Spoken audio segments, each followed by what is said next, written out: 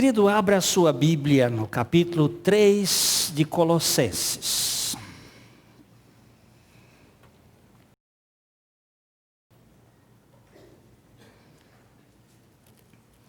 Capítulo 3 é onde nós estamos, mas vamos começar pelo capítulo 1, versículo 1. Vamos ler toda a carta, até o capítulo 3. Uma das coisas da igreja primitiva é que eles não tinham Bíblias. As pessoas não tinham o que nós temos hoje. Então, a Bíblia era decorada. Você sabe que decorar é saber de cor. E saber de cor é saber de coração. E era lida muitas vezes. E como é que se decora? É lendo. Então alguém lia e outro ia ouvindo. Se pode fazer isto hoje com um preço bem mais barato. É só comprar um gravador e umas fitas ou CDs e começar a escutar. Eu dou uma sugestão de não comprar a do Cid Moreira. Porque você se perde com a música e com a entonação da voz. O melhor é uma que não tenha música de fundo. Eu vou fazer uma sugestão para o Valdir tentar fazer uma gravação para nós aqui. Ele tem uma voz agradável, talvez ele, o Renan, que tem vozes bonitas, fazerem uma gravação para a gente ter sem música de fundo. Porque música de fundo é horrível para distrair. Eles põem umas músicas que é a mesma música, você já vai para o texto, aquele texto vai lá junto com aquela música quebra no meio e aí acaba tudo. Eu já fico irritado com aquela leitura, quando fica assim. Mas nós precisamos ouvir os textos bíblicos. Paulo, apóstolo de Cristo Jesus, por vontade de Deus, e o irmão Timóteo, aos santos e fiéis irmãos em Cristo que se encontram em Colossos, graça e paz a vós outros da parte de Deus, nosso Pai. Damos sempre graças a Deus, Pai de nosso Senhor Jesus Cristo, quando oramos por vós, desde que ouvimos da vossa fé em Cristo Jesus e do amor que tendes para com todos os santos. Por causa da esperança que vos está preservada nos céus, da qual antes ouvistes pela palavra da verdade do Evangelho, que chegou até vós, como também em todo o mundo está produzindo fruto e crescendo, tal acontece entre vós, desde o dia em que ouvistes e entendestes a graça de Deus na verdade. Segundo fostes instruídos por Epáfras, nosso amado conservo, e quanto a vós outros, fiel ministro de Cristo, o qual também nos relatou do vosso amor no Espírito. Por esta razão, também nós, desde o dia em que o ouvimos, não cessamos de orar por vós e de pedir que transbordeis de pleno conhecimento da sua vontade, em toda sabedoria e entendimento espiritual, a fim de viverdes de modo digno do Senhor, para o seu inteiro agrado, frutificando em toda boa obra e crescendo no pleno conhecimento de Deus, sendo fortalecidos com todo o poder, segundo a força da sua glória, em toda a perseverança e longanimidade, com alegria, dando graças ao Pai, que vos fez idôneos à parte que vos cabe da herança dos santos na luz. Ele nos libertou do império das trevas e nos transportou para o reino do Filho do seu amor, no qual temos a redenção, a remissão dos pecados. Este é a imagem do Deus invisível, o primogênito de toda a criação. Pois nele foram criadas todas as coisas, nos céus e sobre a terra, as visíveis e as invisíveis, sejam tronos, sejam soberanias, quer principados, quer potestades, tudo foi criado por meio dele e para ele.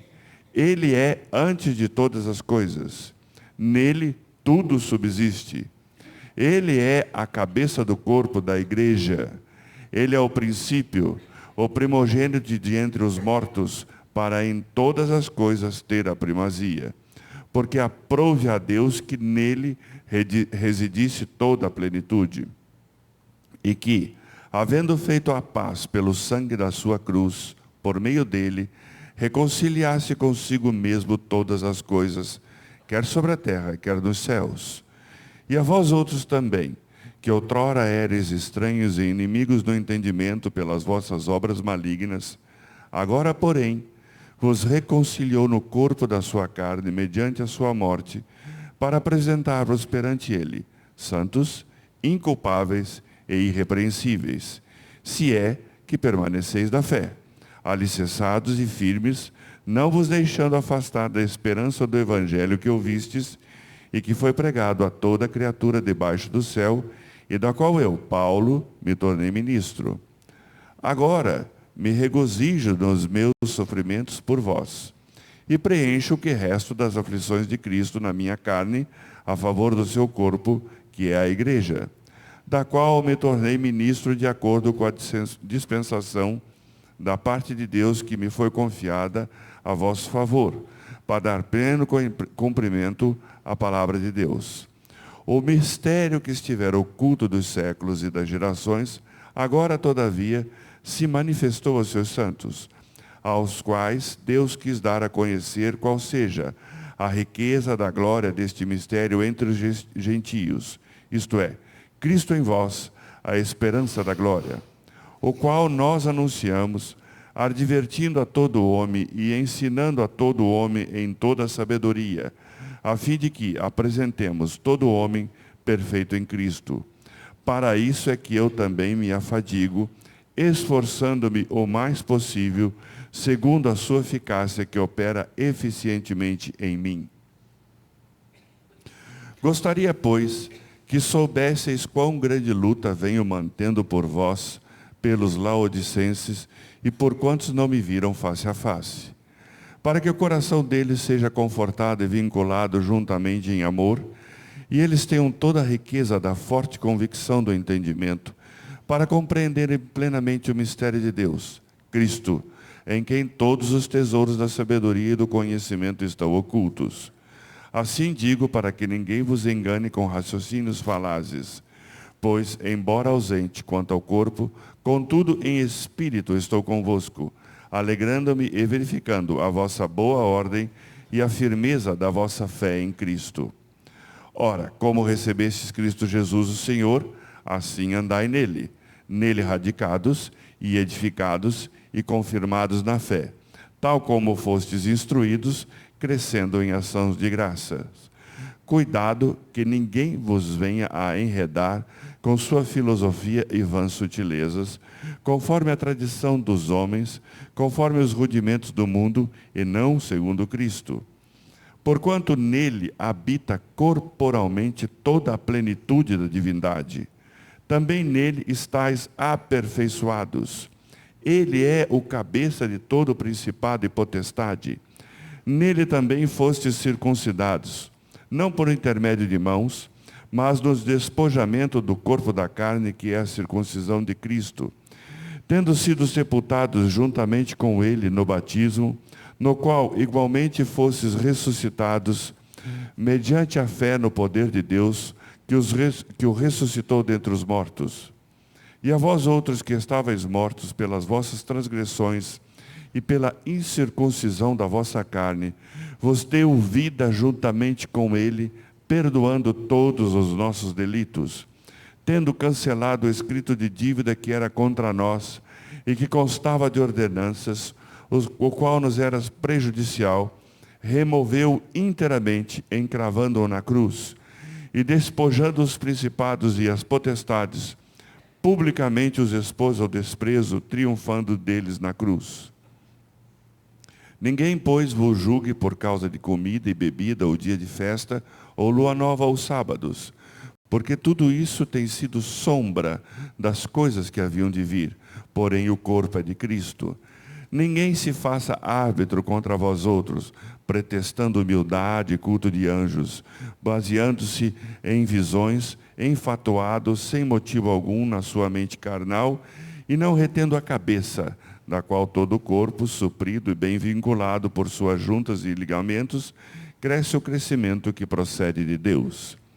Se morrestes com Cristo para os rudimentos do mundo, por que, como se vivesses no mundo, vos sujeitais a ordenanças?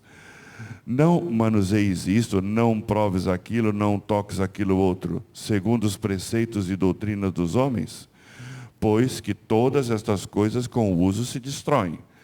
Tais coisas, com efeito, têm aparência de sabedoria, como culto de si mesmo e de falsa humildade, e de rigor ascético, todavia não tem valor algum contra a sensualidade.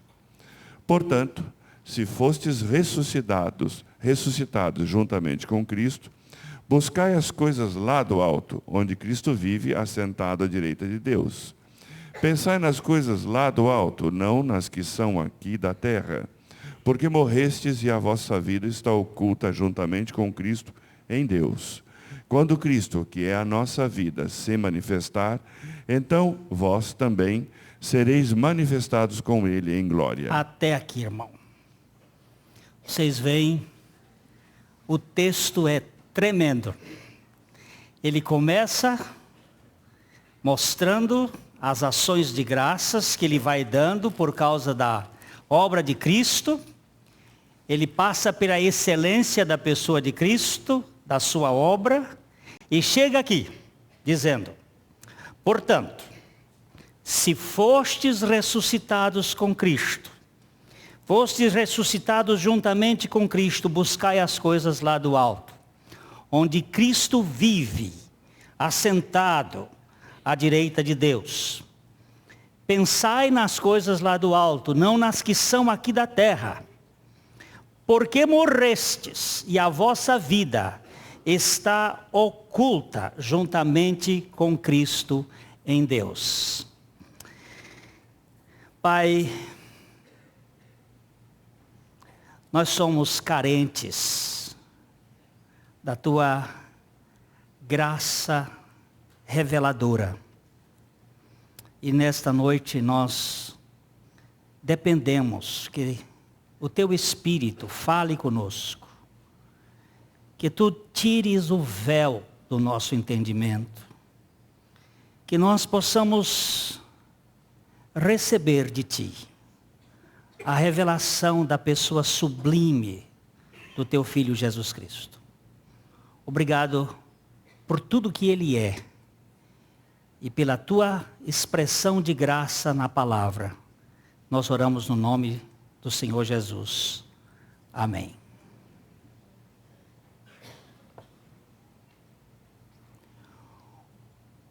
Uma característica imponderável da psique humana é sua capacidade de fazer juízos suprarracionais sobre investimentos humanos vantajosos, ao mesmo tempo que se recusa a ver a vida à luz da eternidade.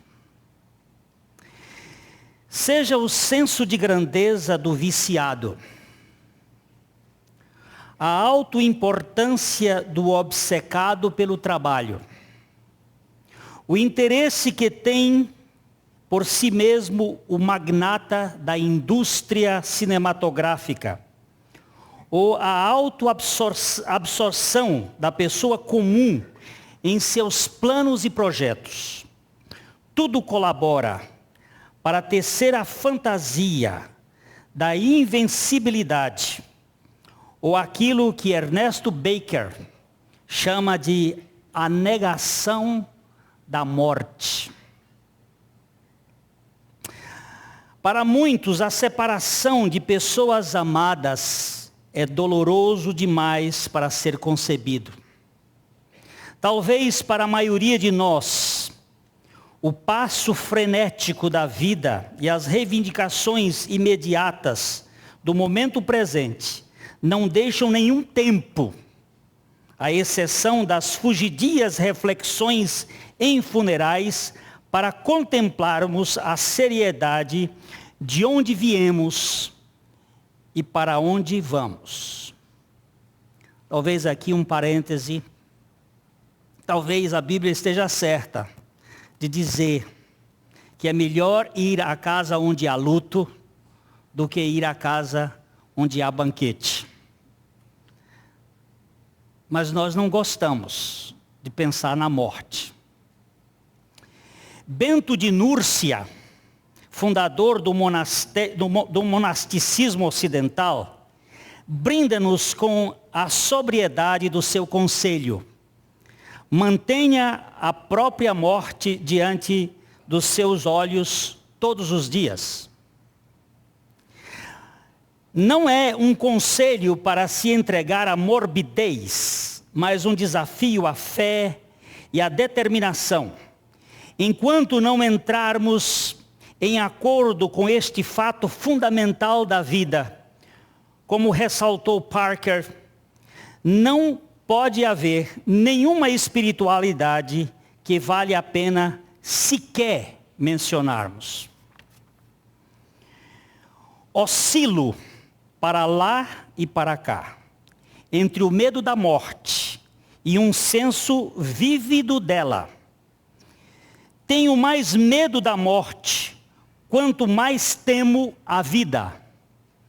Quando estou ciente de que sou amado, de quanto estou atento ao atual estado ressurreto de Jesus, posso enfrentar a morte corajosamente.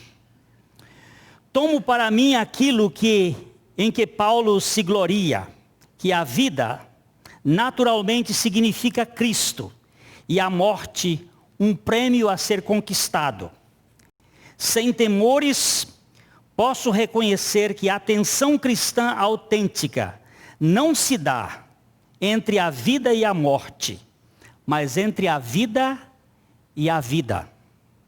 Faço questão de afirmar as palavras do meu grande mestre na véspera da sua morte. Porque eu vivo, vós também vivereis. Acima de tudo, quando ele me segura silenciosamente contra o seu coração, posso até mesmo aceitar o terror do abandono.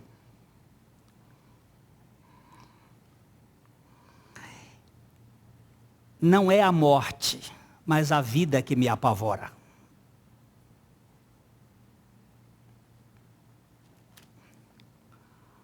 O apóstolo Paulo diz, porque morrestes, e a vossa vida está escondida com Cristo em Deus. Nós estamos vivendo hoje um tempo de um Cristo, de um Jesus efebo, um moçoila, ou moçoila, de cara efeminada, uma espécie de andrógeno, criado por esse sistema da combinação de nova era com cabala, que fez um Cristo misturado, nem macho nem fêmea, ele e ela, que no livro do Código da Vinci, Dan Brown pinta muito bem na figura de Maria Madalena, possível usada como a expressão para revelar a pessoa de Cristo, o Santo Grau. Este Cristo pintado pelo gnosticismo, pelas teorias do homem vitruviano, de braços abertos para mostrar o equilíbrio, é o perigo terrível da religião moderna. Nós precisamos conhecer de perto as coisas lá de cima, não as que são aqui da terra. Não esta concepção de Gaia. Você me entende quando eu estou falando Gaia? Ou vocês nunca ouviram falar da revolução de Urano e Gaia, aquariana, contra peixes? Acredito que vocês são leitores modernos. Se não são, estão fora da realidade. Porque hoje não existe revelação do Cristo assentado à destra de Deus como um homem que morreu, que deixou seu sangue, mas continua sendo homem encarnado, o Deus homem, pronto a nos tirar do peso da nossa antropocentralidade, desta religião teomânica que nos faz pensar que nós temos que ser onipotentes, poderosos, donos do nosso destino. Paulo diz, porque morrestes? Morrestes onde? Morrestes juntamente com Cristo. Quando? Quando da encarnação do Verbo de Deus. Quando aquele Deus absoluto, Criador do macrocosmos, que tem o mundo na sua mão, que mede o universo a palmos, que pesa na balança de precisão a terra, este Deus grande, grandíssimo, se encolhe, se reduz, se esvazia, entra numa história humana, entra num ventre de mulher, nasce para revelar a grandiosidade do amor do Pai para com uma humanidade orgulhosa, rebelde, soberba, ensimesmada. Esse Deus, na dimensão do homem, na altura de um homem, é a plenitude da grandeza da salvação. O rei é o reino. Quando os fariseus estavam perguntando, Lucas capítulo 17, vamos abrir a Bíblia, Evangelho de Lucas, capítulo 17, verso 20 e 21.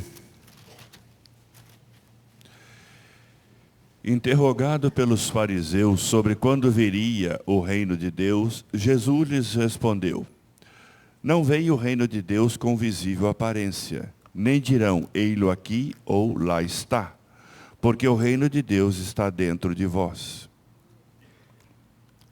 Eu quero chamar a atenção dos meus irmãos para esta expressão dentro de vós. Dentro do contexto, interrogado pelos fariseus sobre quando viria o reino de Deus, Jesus respondeu: não vem o reino de Deus com visível aparência. O rei não tinha nem beleza nem formosura. O rei era um homem que nasceu numa estribaria. Veio numa família muito humilde. Pessoa totalmente sem qualquer pedigree.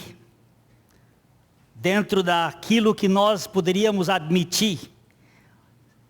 Não vem com visível aparência. Nem direis, ei-lo ali ou ei-lo lá. Porque ele está não dentro em vós, porque ele não estava dentro dos fariseus, mas entre vós, no meio de vós. Jesus Cristo é o reino. Ele é o rei e ele é o reino.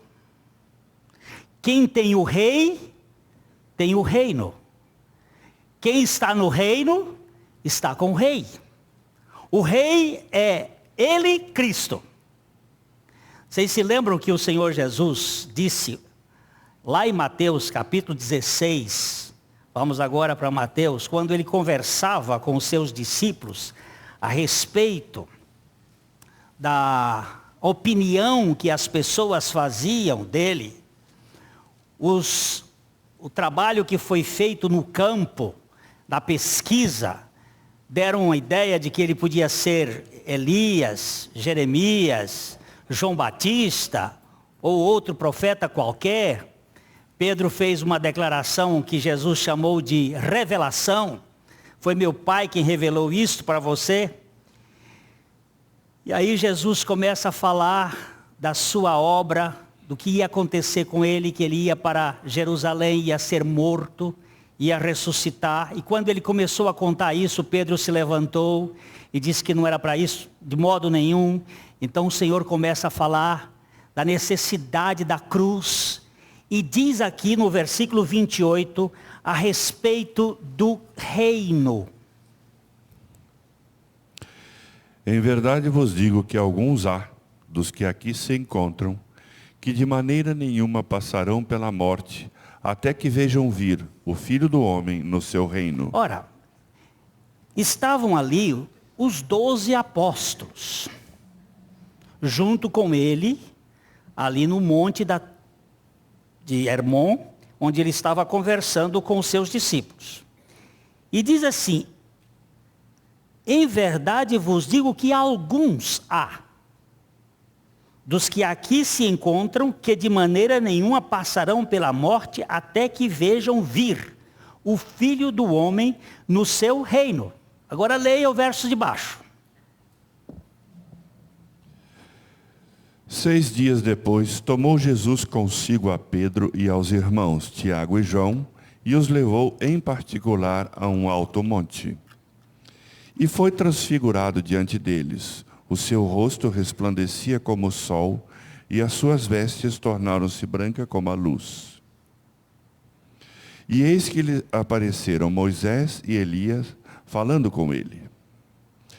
Então disse Pedro a Jesus, Senhor, bom é estarmos aqui. Se queres, farei aqui 3 tendas. Uma será tua, outra para Moisés, outra para Elias. É só para dizer o seguinte, existe uma variante textual que algumas traduções usam, diz faremos, façamos. Mas este texto, que é considerado um dos textos mais antigos, ele diz farei. Pedro até dispensou os companheiros. É o protótipo da pessoa que entra em transe. Eu tenho a solução. Aqui foi o surto de Pedro. Eu agora vou fazer com que as coisas aconteçam. Farei 3 tendas. Uma para ti, uma para Elias e uma para Moisés.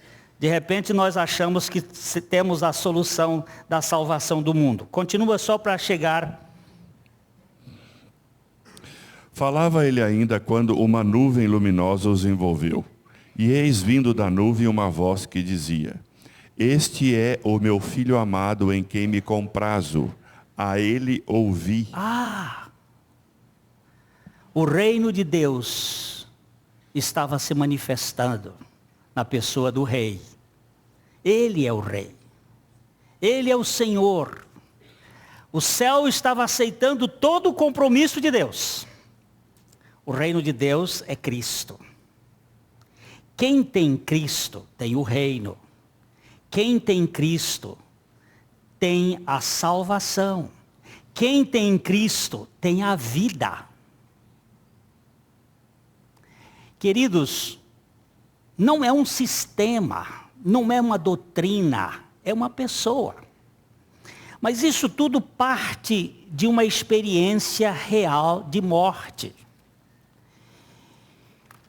O irmão Júlio, falando ali que Deus falou com ele essa semana, com a expressão, convém que ele cresça e que eu seja esvaziado, que eu diminua. Toda a minha luta é a luta da minha alma querendo ser reconhecida, querendo ser vista, querendo ser apreciada. E a obra de Cristo é uma obra permanente, onde a cruz vai trabalhar conosco dia a dia. Aqui nós temos 3 coisas que eu vejo. Porque morrestes e a vossa vida está oculta juntamente com Cristo em Deus. A primeira coisa que me chama a atenção é o sentido da vida. Que vida? Eu não quero... Hoje de manhã, um irmão nosso que estava conversando comigo sobre a questão de uma possibilidade, de uma probabilidade de um negócio vantajoso economicamente, onde ele poderia talvez ganhar uma boa soma de dinheiro. E nós procuramos levá-lo a pensar, antes de tudo, qualquer decisão que eu deva fazer na minha vida, procurar saber qual é a vontade do Senhor para este projeto. A Bíblia diz para que nós não sejamos insensatos, sem juízo, mas procuremos saber qual é a vontade do Senhor. Se a Bíblia diz que é possível saber qual é a vontade do Senhor, então deve ter uma maneira que se pode saber. Não vai dizer para você procurar a vontade do Senhor se Ele não vai se revelar. Então eu lhes contei como foi que em 1979 o Senhor começou a trabalhar comigo sobre este assunto. Tomar decisões não é uma coisa muito fácil. Naquilo que está escrito na palavra, você já sabe. Não matarás, é não matarás. Então não tem, não adulterarás, é não adulterarás. Não furtarás, é não furtarás. Está revelado. Mas como é que eu vou saber se eu devo ir pastorear uma igreja em São Paulo ou não?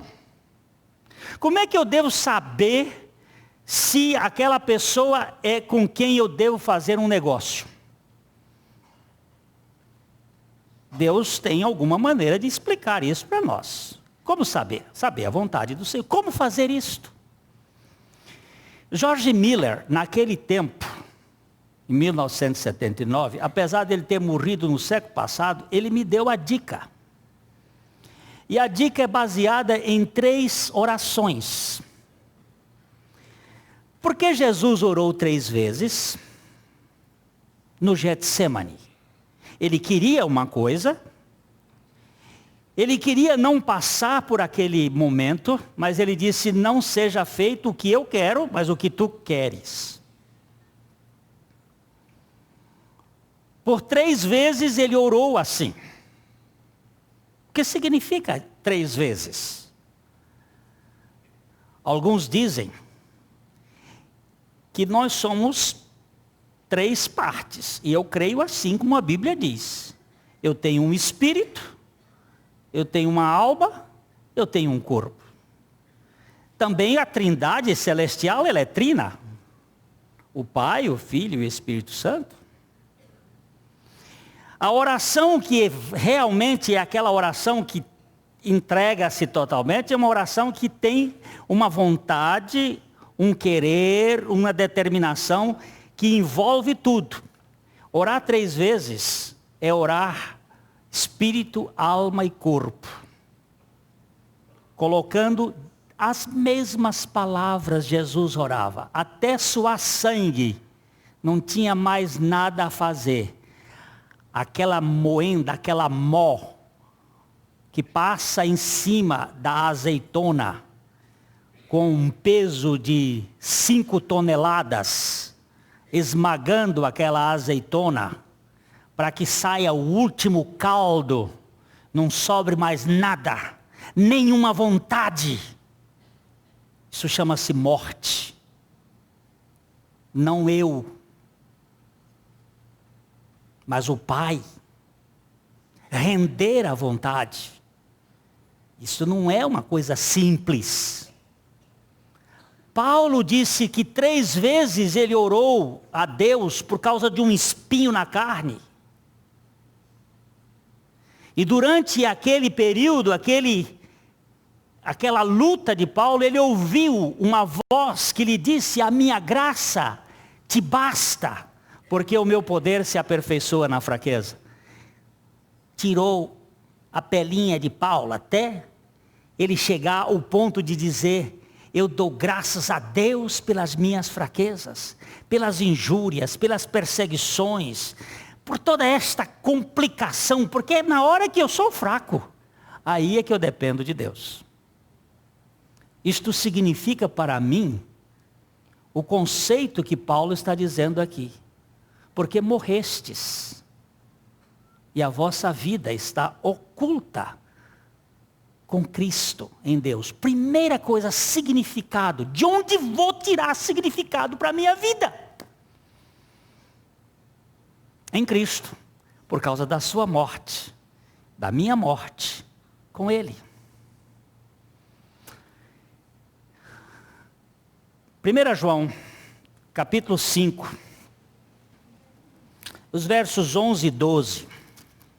E o testemunho é esse, que Deus nos deu a vida eterna, e esta vida está no seu Filho. Aquele que tem o Filho tem a vida. Aquele que não tem o Filho de Deus não tem a vida. O testemunho é este, que Deus nos deu a vida. Que vida? A vida eterna. Onde? No seu Filho. Quem tem o Filho, tem a vida. Onde está a sua vida? Onde está a motivação do seu existir? O meu existir, muitas vezes foi tirado destas cascas superficiais do aqui e agora. Mas isso não satisfaz o sentido da vida, o significado do ser. De onde vim, para onde vou? O que vai dar sentido à minha identidade de homem? Dinheiro? Conhecimento? Poder? Meu amigo, isso tudo é nada. Quando você chega assim diante de um corpo, aqui jaz, acabou tudo. Se a nossa esperança, diz o apóstolo Paulo, se resume a esta vida,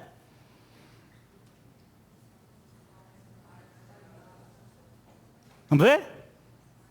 Somos os mais desgraçados, infelizes, miseráveis de todos os homens. É só isso que nós temos? Isso acabou aqui? Eu ter que gastar a minha vida, o resto que ainda tenho, 62 mais o resto são 58. Gastar esta vida numa peregrinação apenas para botar dinheiro no bolso, ou para ter amigos, ou para ter isto, aquilo outro, ou significado, cultura, conhecimento, não vale a pena. A vossa vida está escondida, está oculta com Cristo em Deus, o cofre perfeito. O significado de sua existência. Onde você, Glênio Fonseca Paranaguá, vai tirar o seu significado de vida? Só tenho achado em Cristo. O Senhor tem me permitido passar por uma crise de estafa, para chegar ao fim dos meus limites e ficar com o suprassumo do cerne de Cristo. Tem sido maravilhoso este vale de lutas para encontrar a suficiência de Jesus Cristo. Mais do que nunca, meu irmão, Ele tem satisfeito a sede da minha alma. Mas eu queria ir um pouquinho mais na frente. Um pouquinho só. Hebreus capítulo 6, verso 17 a 20. Onde você vai encontrar o seguro de vida, a segurança, a proteção. Hebreus 6, 17 a 20. Por isso Deus, quando quis mostrar mais firmemente aos herdeiros da promessa a imutabilidade do seu propósito, se interpôs com juramento, para que, mediante duas coisas imutáveis, nas quais é impossível que Deus minta, forte alento tenhamos nós que já corremos para o refúgio, a fim de lançar mão da esperança proposta, a qual temos por âncora da alma, segura e firme, e que penetra além do véu, onde Jesus, como precursor, entrou por nós, tendo se tornado sumo sacerdote para sempre, segundo a ordem de Melquisedeque. Que coisa tremenda isso aqui. Olha, disse Griff Thomas que o primeiro a passar pelo aparelho genital da mãe, a primeira coisa a passar é a cabeça. Quando vai nascer uma criança. A criança passa a cabeça. Depois vem o corpo. Não é assim? Quem entrou primeiro no Santo do Santo? A cabeça. Quem é a cabeça? Cristo. O corpo vem atrás. Depois que a cabeça passa, o corpo vem. E ele diz que esta cabeça é segura e firme a âncora de nossa alma. Onde está a segurança de que você vai ter um reino. O rei já está no trono. Ele já passou. Ele já entrou na glória. E ele diz aqui com uma expressão extraordinária, para que tenhamos forte alento, nós que corremos para o refúgio, a fim de lançar mão da esperança proposta. Deus que não pode mentir, e tem uma promessa e um juramento que são fiéis. Ele não pode negar-se a si mesmo. Um Deus que mente vira demônio. Não pode ser. Luz que não brilha não é luz. Fogo que não esquenta não é fogo. Deus que mente não é Deus. A verdade de Deus é que Ele nos garante segurança em Cristo Jesus. É a vida oculta com Cristo em Deus. Eu tenho sentido, eu tenho significado, eu tenho identidade. Quem é você? Sou filho de Deus. Ainda não se manifestou o que eu hei de ser. Mas quando se manifestar, serei semelhante a Ele, e você também. Por causa dEle. E nós descansamos nesse fato. A nossa segurança está exatamente no fato de que Cristo é o significado, é a minha identidade. Me dá a sua carteira de identidade. Cristão. Cristo vive em mim. Essa é a minha carteira de identidade. Que não vai servir para o momento da nova era. Não vai servir para esse momento que estamos chegando perto do período dessa manifestação desse Cristo genérico. Que está aí pululando. Esse Cristo efeminado não serve, porque o nosso Cristo traz uma identidade de significado de morte e ressurreição. Queridos, nós temos aqui uma coisa muito importante ainda a considerar. Eu tenho sentido, eu tenho segurança nessa vida. E eu tenho uma outra coisa que me dá muita alegria. Segredo. É tal oculta. As coisas ocultas precisam ser pesquisadas. E elas nunca são exauridas. Se Deus pudesse ser explicado, Ele perderia o seu encanto. Eu vou usar uma palavra que não é muito boa, mas é aquilo que você sabe, que você conhece, você desanima.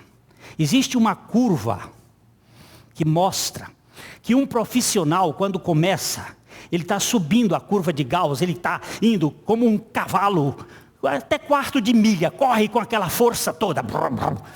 Quando ele chega no domínio da profissão, ele começa a cair o entusiasmo. Por isso, uma certa idade, profissionais mudam de profissão, porque cansam de fazer aquela mesma coisa. Entra na rotina, entra na mesmice, entra na mesma coisa. Eu já sei tudo isto. Esses empregados de fábrica, que só apertava botão, só apertava parafuso, hoje tem que mudar aquele camarada de lugar, tem que botar outra para fazer outra coisa, nem que seja desparafusar de novo. Ele não pode fazer sempre a mesma coisa, senão ele entra na rotina e perde o dedo.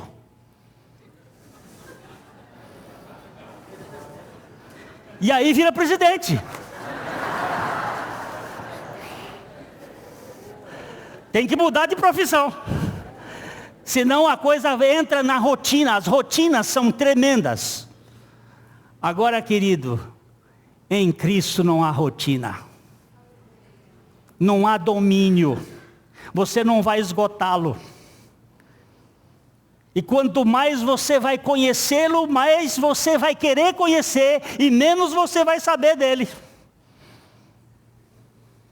Porque a pessoa que mais sabe é aquela que sabe que não sabe nada. Mas ela vai estar querendo saber sempre mais e mais e mais dele, porque vida eterna é que te conheçam a ti, como o único Deus verdadeiro, e o seu Filho a quem tu enviaste. O grande segredo é que eu tenho um tesouro. Vamos ver aqui Colossenses capítulo 2, versos 1 e 2, que já foram até 3. Capítulo 2, de 1 a 3.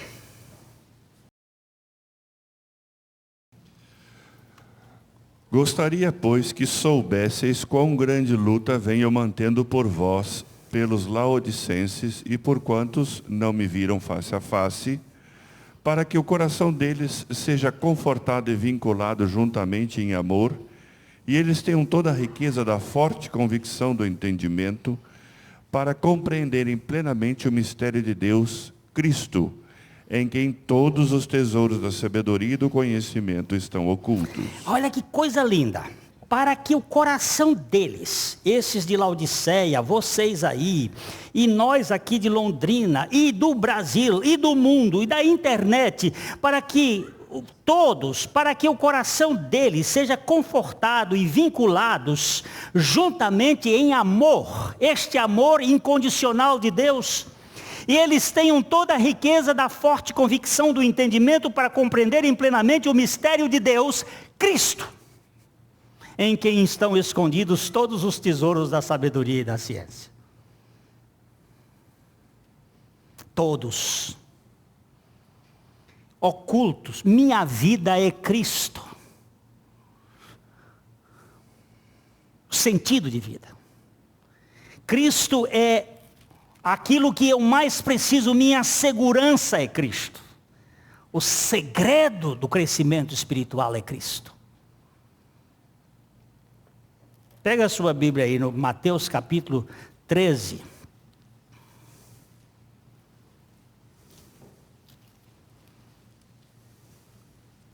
Verso 44.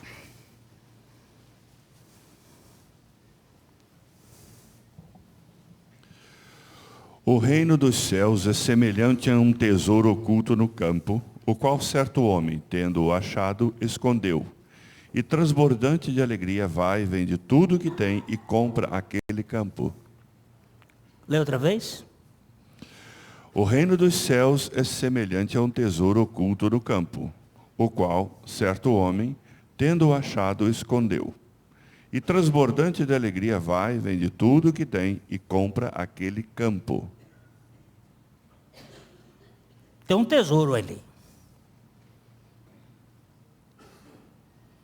Tem um tesouro ali.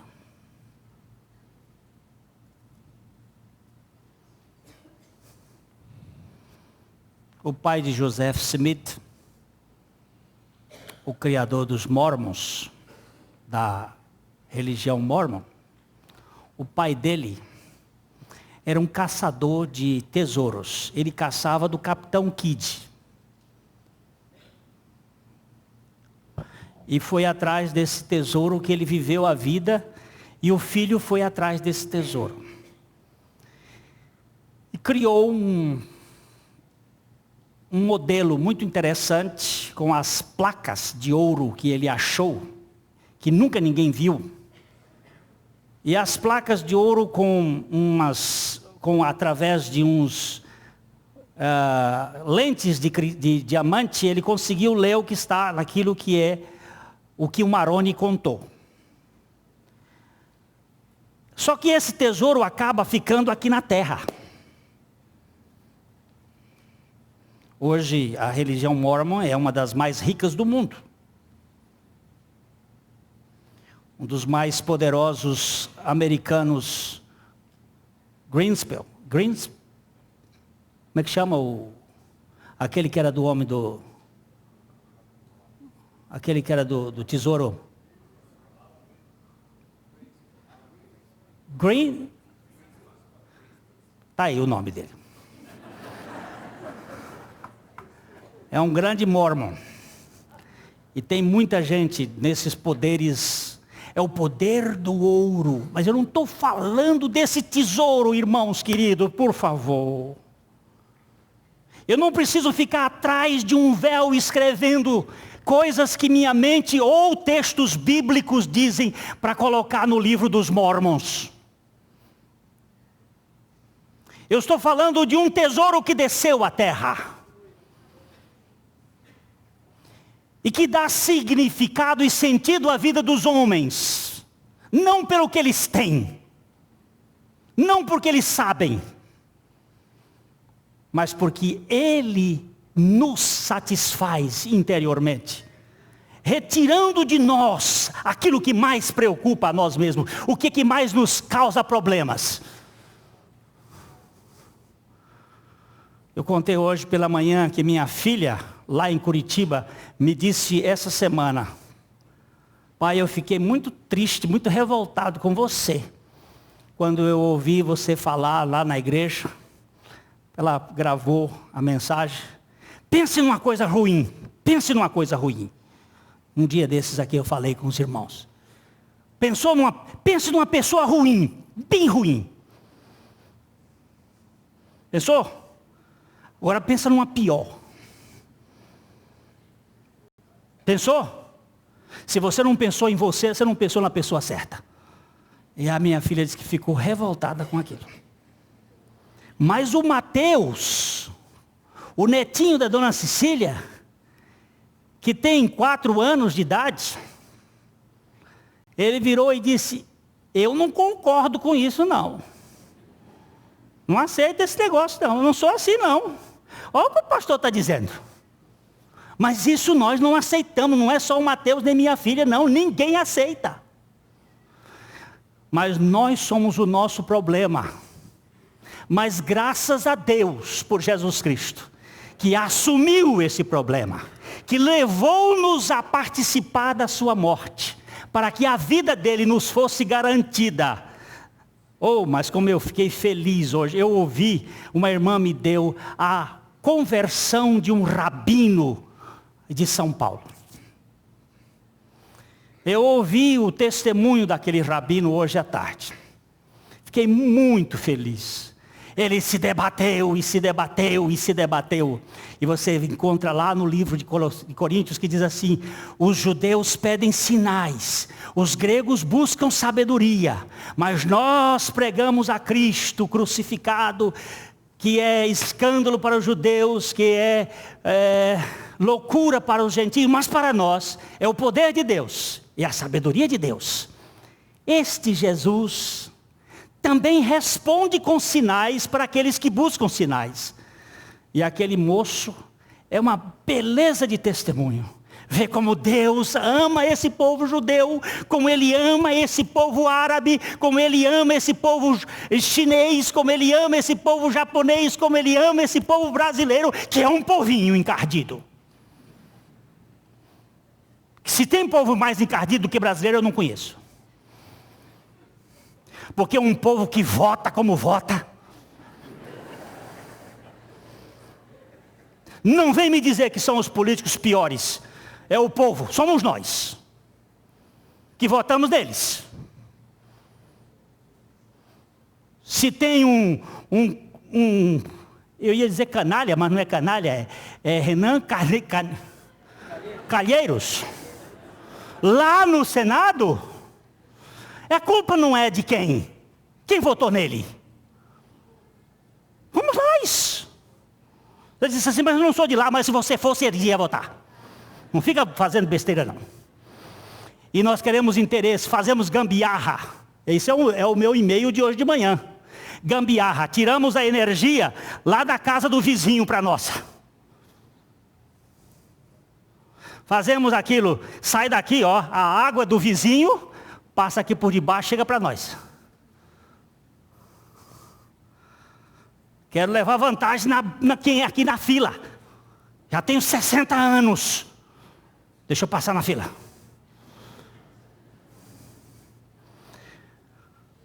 E aqui é com lei.